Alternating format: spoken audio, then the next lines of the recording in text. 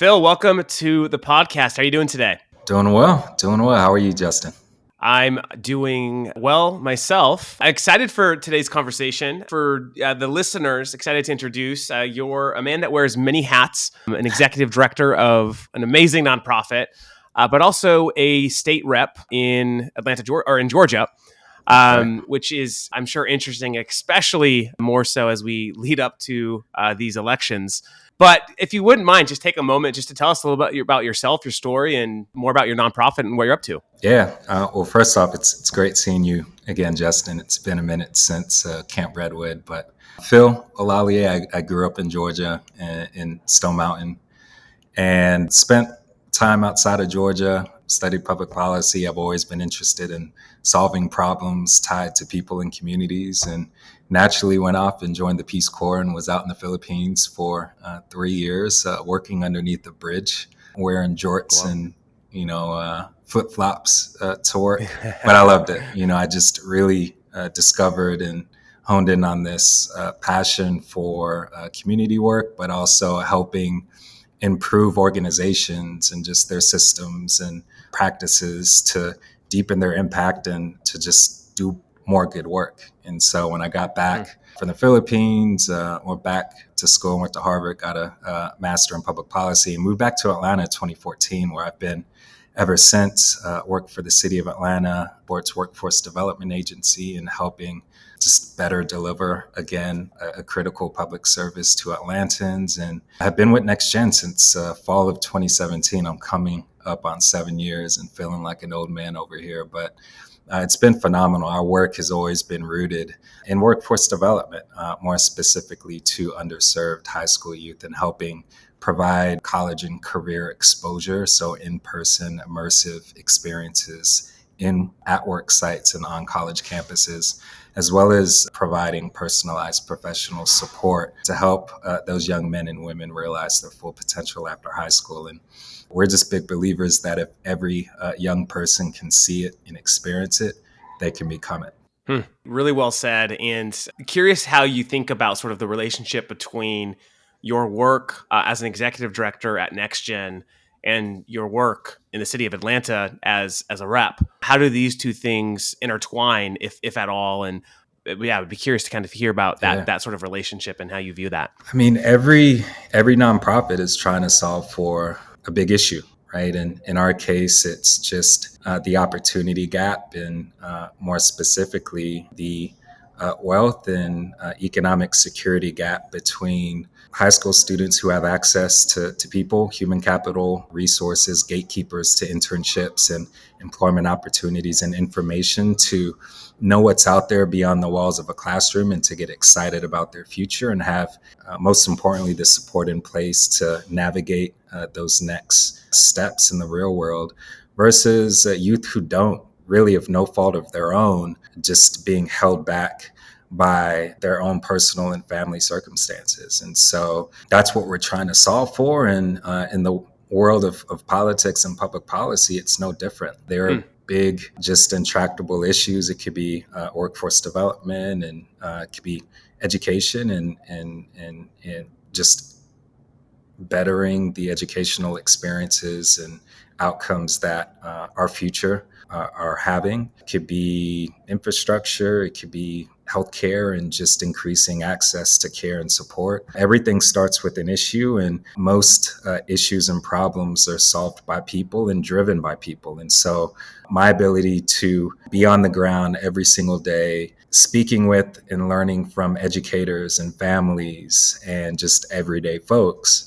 helps my ability as a legislator roll a lot of those ideas and concerns and aspirations and hopes into public policy programs and initiatives that can just make their lives better. And so I'm lucky. I'm just lucky and fortunate to be in this position to have my hands on so much rich data and just access to people who help me become a better problem solver, and by default, better legislator. Yeah, it brings a whole new meaning to, for the people when you're in the weeds and you're on the ground level, understanding what the problems are, seeing the problems for yourself. It's you making that connection as a legislator. It's a very powerful element to be able to have, because I feel like so many legislators are so far removed from maybe some of the problems that they are trying to solve. And so the work that you're doing with NextGen gives you an interesting platform to be able to be a more relevant legislator than maybe we're used to. And so that's really interesting to hear you share some of that. Something you talked about identifying big problems, and you're addressing some big problems in your own community. When you think, and something else we've heard you say is the importance of like picking your lane and sticking in your lane. How do you do that when you're looking at a big problem that could require a multifaceted approach to solving it? Just walk us through sort of your approach in like sticking to your lane, and how you do so. It's hard, Justin. It's because it's all interconnected, right? It's not just housing, it's food insecurity. It's not just food insecurity, it's mental health and wellness. It's not just mental health and wellness, it's access to care here in Georgia, where we're one of few states who have yet to sign on to the Affordable Care Act and literally overnight provide access or give access to 500,000 children, youth, and families in our state. And so they all work together to create these big issues and challenges facing families, facing schools, educators, in our case, youth. But it's important to define what you do well so that you're able to do it well. I don't think that you can be everything to everyone. It's the old adage, or do you want to go a mile wide and an inch deep, or do you want to go a mile deep and an inch wide? And so we're definitely in the business of being focused on our unique value to our youth, our educators, our families, our communities. It very much is in this space of exposure to careers, exposure to colleges, exposure to professional experiences that provide young people with an idea of what's out there, what's for me, and building what we know to be so much more powerful and determinative in any one person's success. It's just the people you know, right? Yeah. And the people who are willing to invest in you and open doors and unlock opportunities that otherwise would remain shut. And we simply do that by creating these local ecosystems and communities of people who care and give a damn and want to do something about it. But it's easy. It's so easy and light and turnkey. And I'm happy to go deeper into our concept of an exposure trip and why these trips and that exposure and the people who host our students on site and our resources for our students is the lifeblood of our organization's success. Very cool. Yeah, I want to come back to that. I want to have a follow-up question around something you said, and which correlates to this concept of sticking in your lane, and it's identifying the thing that you do well and going deep. To your point, not like a mile long, but really a mile deep. Yeah. For organizations that are listening, who have a menu of different sort of programs and outcomes from those programs. How do you identify, and maybe you could share specifically from your lens and how you've done this with NextGen, is how do you identify the thing that you're really good at as an organization, especially if you're doing multiple things? What is sort of the evidence or the proof that you've found that, this is the thing we've really got to double click on? I mean, you can form an assumption and think that, you know what, Justin, we're great at X. And until you get on the ground and actually test your assumption by talking to the people you're serving and the people helping you do the serving, you're not going to know. And so for us, it's not a proprietary model where you can just look at a bottom line and increase in customers, increase in profit. For us, it's simply looking at engagement and looking at participation and talking to our students. What do you enjoy most about this program? Talking to our stakeholders, our parents and guardians of our students, talking to the local companies and partners who host our students for these exposure trips on a monthly basis, speaking to our donors and hearing from them, why do you give? Why do you take the time to pull that plastic out of your pocket and punch in those numbers to support NextGen? And time again, it's exposure.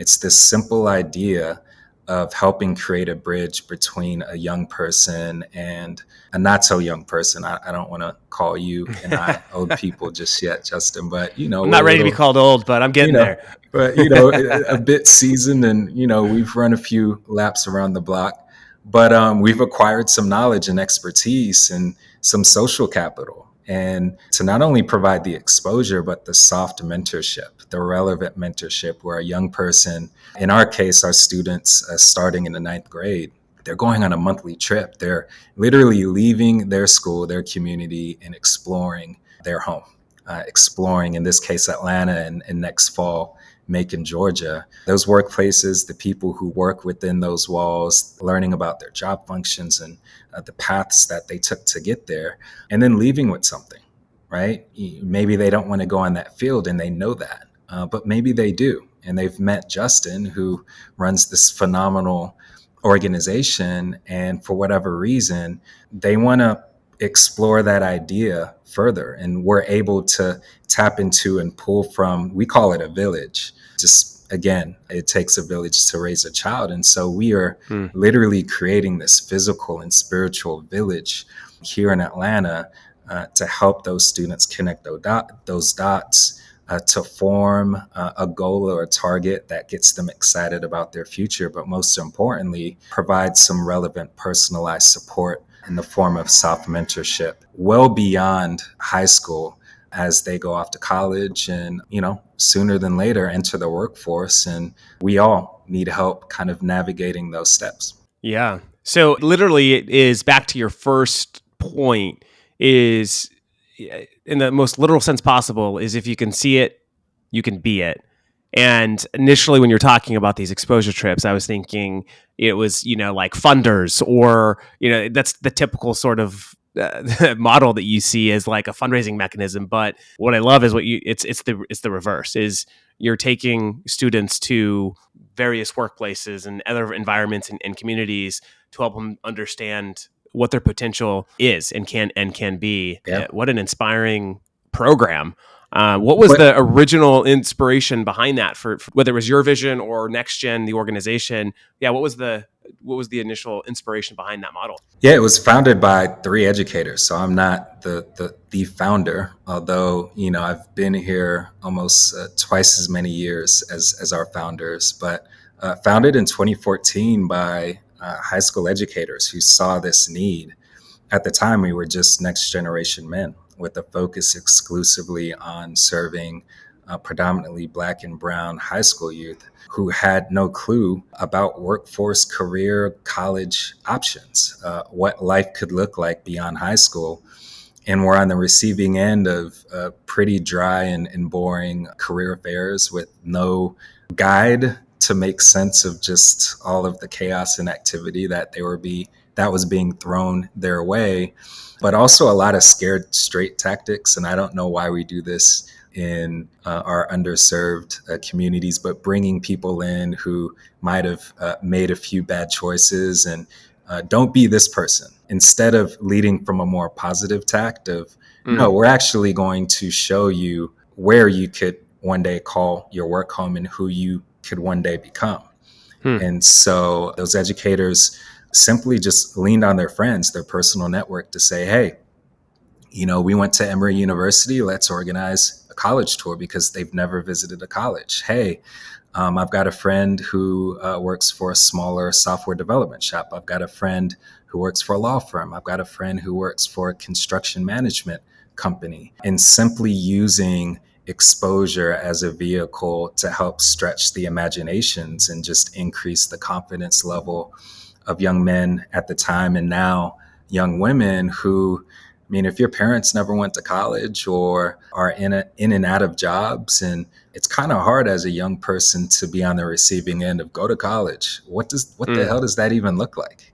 To a 14, 15-year-old who has never been there or seen it or knows anyone close to them in their circle who's done it. And so we're creating a sense of possibility by just calling on friends and calling on neighbors and calling on people in Atlanta. We now have upwards of 70 local companies, 2-year technical and 4-year universities who Wow. make up our village here in Atlanta. And it's replicable. It's simply, asking a professional to stay put at their office 2 to 3 additional hours after 5. And, we bring a group of curious and talented and wide-eyed students to your workplace. The first hour it's very low key. It's touring the workplace and breaking the students and professionals up into small groups just to break the ice and get to know one another, right? It all starts with a personal connection. And then that second hour is typically an occupational activity case, a fun project that allows that young person to work again in that small group with that one or small group of professionals to just test their skills and sink their teeth in a very real issue or challenge or work product that a professional would be working on Mm. any given day, and giving them an opportunity not only to do it, but then to break it down and to discuss it and talk about it. And so that very real life immersion and those personal connections, they leave a mark on a young person's heart. They leave a mark on a young person's just imagination and sense Mm. of self to want to do it. And there's nothing more powerful for any person, but definitely for a young person, than having a goal or a vision for the future that's exciting, that excites you. You're Yeah. just excited to get up every single day, and regardless of what life throws your way, it's something that you want so badly, and you want it so badly because you've been able to taste it and sample it and experience it. Yeah. No, absolutely. How curious to hear sort of like the up or follow through after one of these exposure trips. What is Next Gen doing, to build on that momentum so that experience isn't forgotten? Yeah. Have you guys built any programming around that as part of sort of the next step? Yeah. Well, I would say we have these quick like debriefs. I mean, it literally is sent to their phones. They complete it in like 60 seconds, and we're just constantly collecting data on what did you like? What didn't you like? Are you interested? Do you want to go deeper within this field or industry or within this company?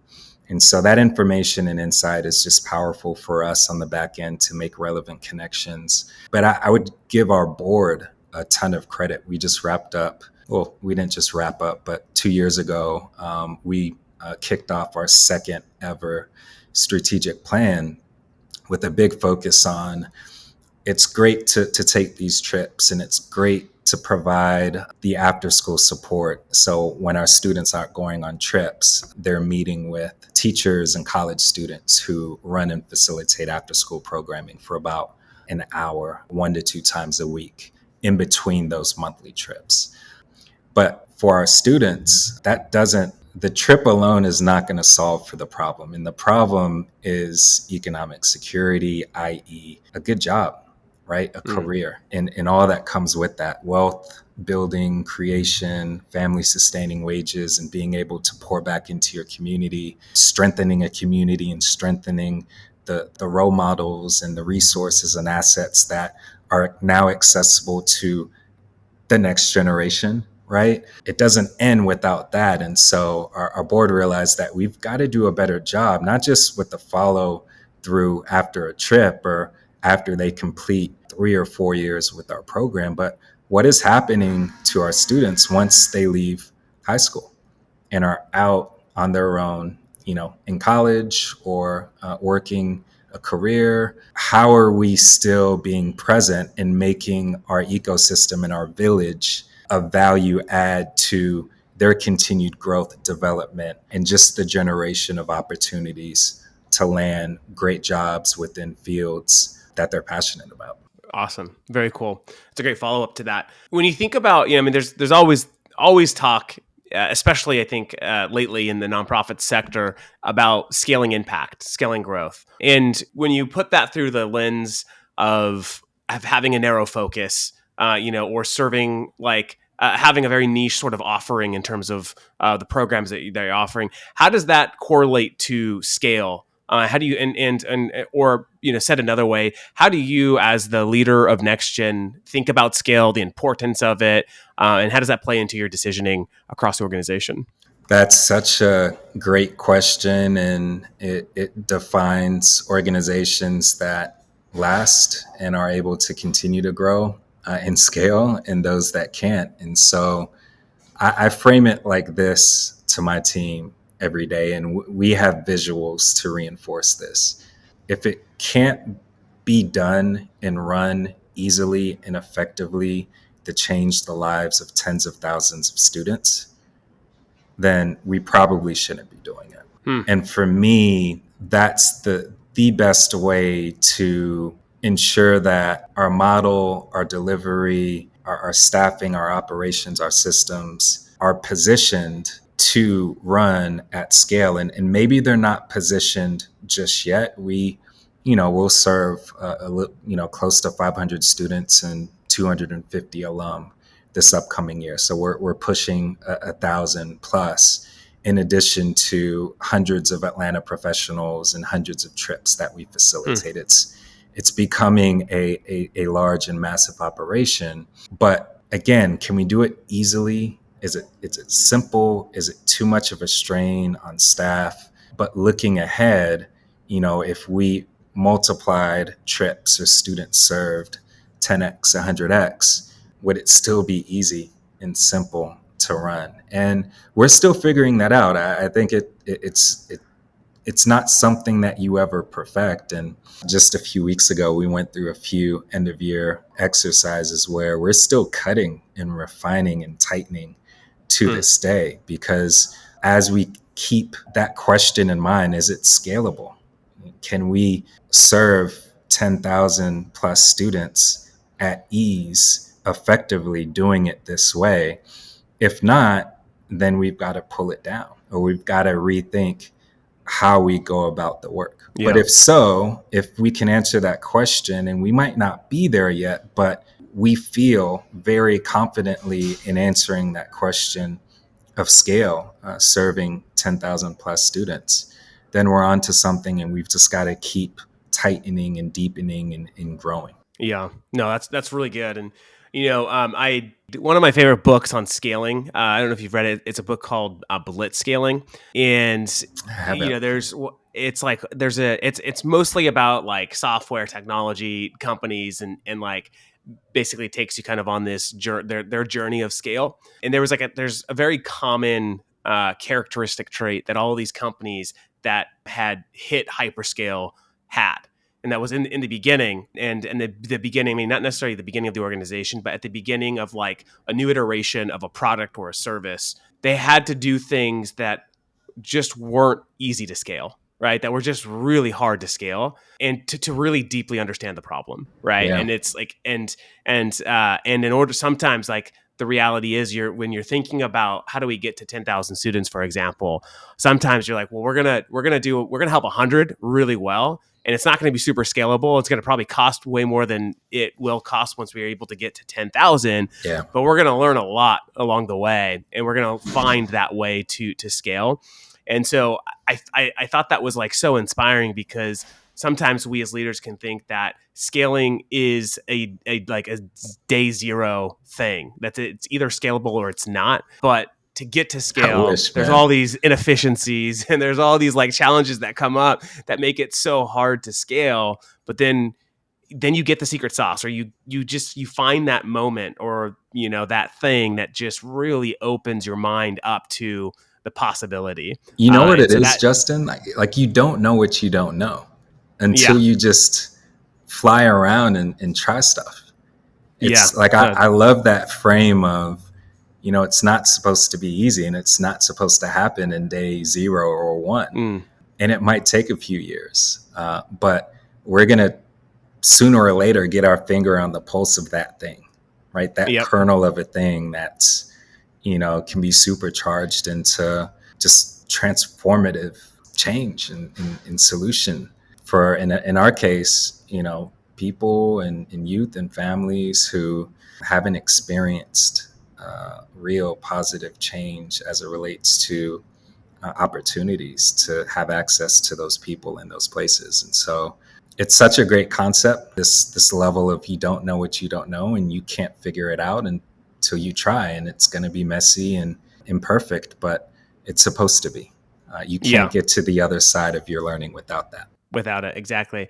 It reminds me of an article that I read actually from a publication from your school, Harvard Business Review, a concept called zero gravity thinking. And it basically, this idea that in order to solve really hard problems, like you need both sort of like the matter experts, right? So like in your case, like the educators and Hmm. who are the matter experts of the problem you're trying to solve. And then you need people who have no idea about your matter expertise, right? Because they're going to be not conditioned to think of the constraints. They're not going to be conditioned to think of like the limitations. They're going to know what the problem is, but not what all the roadblocks are going to be Yeah. along the way. So they're going to think bigger, or they're going to at least allow the conversation to go outside of the bounds of where it would normally go when addressing. And coming back to your point of you don't know what you don't know. Sometimes like that is such a powerful ingredient to accomplish the thing that you're absolutely trying to accomplish, is when you chase that curiosity and when you try to discover the unknown, And as cliche as that might sound. it's hard. And I will say, I went to the better school at Harvard, the Kennedy School, not the business school, the better of the two. Okay. But The better. you know what makes it hard? It's like you give a damn, like you care. That's what Mm, makes it hard, and it makes it hard to just stay in your lane, because it's so tempting to want to plug that young person who is, he and his family are suffering from chronic homelessness, with, you want to make the call or kind of ride around town and talk to this person and that person. But that's what partnerships are for, mm, right? Like next gen, like we may not do that, and it's part of the larger solution.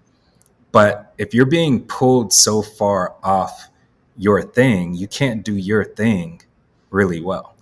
And what yeah. makes it hard is when you have these deep like challenges and problems facing people in communities that, cross so many different sections and in areas of focus and thought. You kind of think that you've got to do it all to solve the problem, but in effect, you work against and not in service of the thing you're trying to address. Mm, You just make it that much harder to be successful and effective at your work. And so it's hard for myself. It's hard for my team to just define, and redefine some more. Like, this is our lane. We got to stay in our lane. And we cannot be greater successful if we're consistently stepping outside that lane. And it's a process, to your point. We're still defining, we're still yeah. refining. But it just makes it hard because you care, you give a damn, and Yeah. that issue and that problem is so real and in your face that it's just easy to get pulled astray. Yeah. I think the difference is, like when you stay in your lane, and again, like lanes can expand, right? You've got 1 lane highways, you got 2 lane highways, like, you're going to It's true. expand as you grow, but staying focused. I think there's two ways to kind of look at this: is the lane setters, or the lane offenders, if I can use that term. The lane offenders, like, they're doing important work, right? But they're probably more like band-aid to like band-aid solutions to the problems that are being addressed. They're not going to have a long-term impact. They're going to have a short-term impact. And sometimes that's very much needed, because it could be an emergency and this person needs a home, or this person needs food, and we have to solve that problem. The lane setters, I think, are the individuals who are like, they're trying to ensure this problem doesn't exist in 10, 15, 20 years from now. And that is so hard because it takes discipline and you get distracted, but staying focused, I think, is at the root of actually solving the problem that you're trying to solve. And sometimes that's just hard to keep in mind when we are a culture that takes pleasure in short-term wins and, short-term successes. Yeah. But most of the hard, challenging things in life take a lot of time, a lot of discipline, and obviously a lot of focus. And it depends on, what you're trying to accomplish. I don't, I can't speak for anyone else, but are you really trying to solve for that problem, permanently? Do you want to get rid of it?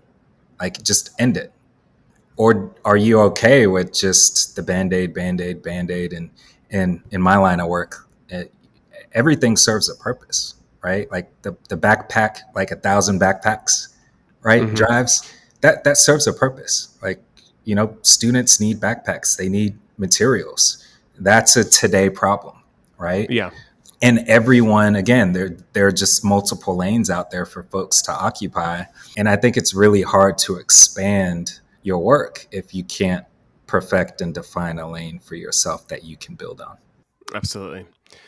Phil, it has been an absolute pleasure catching up with you today on the podcast. I don't want to take up too much of your time. I know you are a busy individual, so we do appreciate the 30 minutes here that you've given us. I don't envy you over the next 6 months. You're gonna it's gonna be a contentious contentious time in politics. Send all the positivity and good vibes to Georgia. It's all coming. It's Jesus. all coming to Georgia. It's all coming to Georgia. But at least they've got you there and sending nothing but the good vibes and support your way. And again, just appreciate you being on the podcast today. I received that, and I miss you, brother. And this was fun. I appreciate the opportunity. Absolutely. Thanks, Phil. Thank you.